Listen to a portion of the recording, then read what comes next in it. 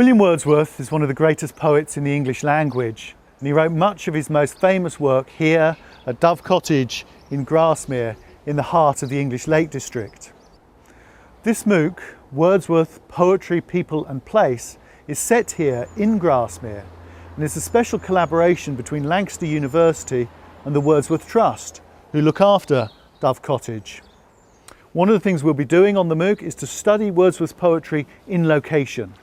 So we'll be visiting the key sites, the key places where he both writes his poetry and that he writes about.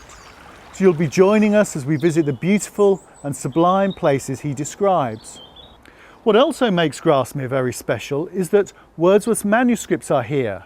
They're held in the Jerwood Centre just down the lane. And for this course, the Wordsworth Trust have given us full access to that collection.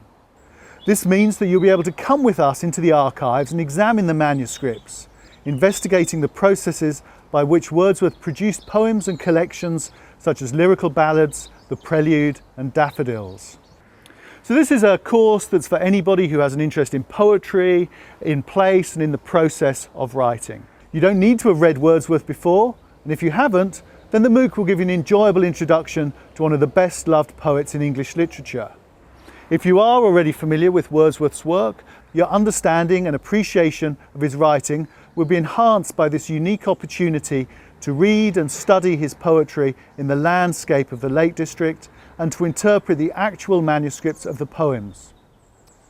Each week, one of our distinguished team of literature professors from Lancaster University will focus on a particular poem or collection.